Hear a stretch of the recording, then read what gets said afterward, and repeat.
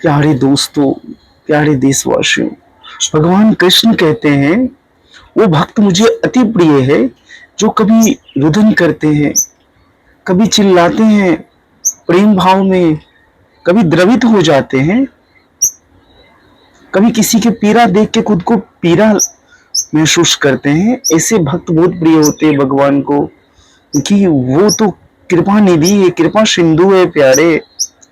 जब तक उनकी कृपा नहीं होगा तब तक किसी की मन निर्मल नहीं होगा।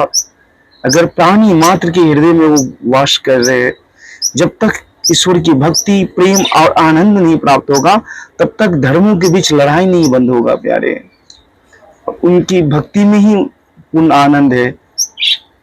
जो भी हमसे पाप हुआ है, जो भी हमसे गलती हुई है, वो अपने अंतरात्मा से माफी मांग लीजिए, क्योंकि हर एक आत्मा में वो ईश्वर स्वयं वास करते हैं। सर्व आत्मा स्वयं है भगवान। जब तक आप ये सब नहीं करेंगे तब तक आपको माफ नहीं किया जाएगा। भगवान किसी के अवगुण नहीं देखते। आपके अंदर कितनी बुराइयां है, कितनी अच्छे हो आप, कितने बुरे हो ये नहीं देखते। भगवान सिर्फ भाव के भूखे हैं, भगवान सिर्फ प्रेम के भूखे हैं। कि संसार में जो प्राणी प्रेम से कोई जूठन बेर खिला दे ना तो भी भगवान खा लेते हैं। प्रेम से अगर कोई 56 भोग ना हो और साग साग हो तो भी भगवान खा लेते हैं। ईश्वर भाव के भूखे हैं प्यारे। अगर आपके अंदर ईश्वर के प्रति भाव है तो आप भगवत भाव में भावित हो प्यारे। जब तक आप भगवत भाव में भावित नहीं होंगे तब तक आपका मन शांत और स्थिर नहीं होगा, तब तक जीव का कल्याण नहीं होता है। जब तक ईश्वर के भाव से भावित नहीं होता है तब तक मन शांत नहीं होता मनुष्य का, जब तक वो ईश्वर के भाव में भावित नहीं होता। जीवन अगर इतना सरल होता ना तो कोई ईश्वर को याद ही नहीं करते। अगर जन्म मृत्यु जड़ा व्याधि अगर ईश्वर ने नहीं दी रहती तो कोई ईश्वर को याद ही नहीं करते प्यारे। ईश्वर तो सत्य है, सनातन है, उसका कभी विनाश नहीं होता। समय की गति तो यूं ही चलती रहती है, कभी रुकती नहीं प्यारे। इस समय किसी के लिए नहीं रुका है। अगर समय रुक जाता तो जीवन रुक जाता। समय के साथ सुख आए, दुख आए, अच्छा बुरा आए, सबको छोड़ते हुए चले जाइए, क्योंकि एक दिन कुछ नहीं रहने वाला है। क्योंकि हम स्वयं ही नहीं रहते तो कौन परिवार, कौन अपना, कौन पराया। इस संसार में कोई अपना पराया नहीं है।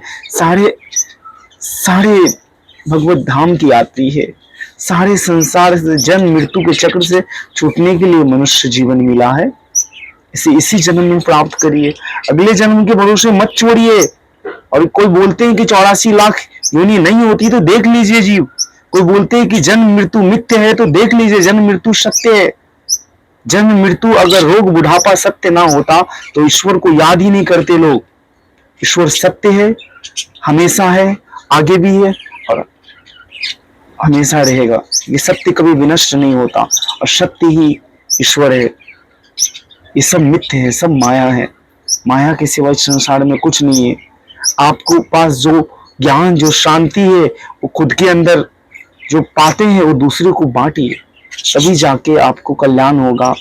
लोगों की सेवा करिए, लोगों की ख्याल रखिए, तभी आपके मन शांत रहेंगे, आपके जीवन में खुशी और आनंद आएगा प्यारे। ये खुशी तो सबकी चाह है, खुश रहना तो सब चाहते हैं, और वास्तविक कोई बिरला ही होता है जो अंदर से आनंदित रहते हैं, अंदर से खुश रहते हैं। उसे संसार की भोग वस्तु से कोई फर्क नहीं पड़ता प्यारे। जीवन जिस तरह बहती नदी की तरह बह रही है उसे बहने दीजिए। उस भाव में सिर्फ ईश्वर के आनंद में मजा लीजिए। सत्य के बोध में अपने आप को शांत स्थिर कर लीजिए, फिर मजा देखिए जीवन का।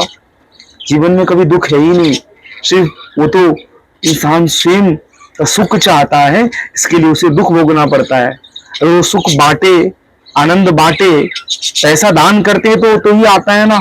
वैसे सुख और दुख बांटने से आते हैं प्यारे। जितना आप प्रेम बांटोगे प्रेम के पात्र बनोगे आप। सूर्य अगर प्रकाश फैला रहा है तो पूजा का पात्र बनता है। चांद अगर रोशनी फैलाती है तो पूजा करते हैं हम लोग। पीपल 24 घंटे ऑक्सीजन देते हैं तो पूजा करते हैं हम, आराधना करते हैं। उसी प्रकार आप प्रेम, करुणा, दया से मनुष्य जीवन जीना शुरू करिए। कितना आनंद आएगा आप सोच भी नहीं सकते प्यारे।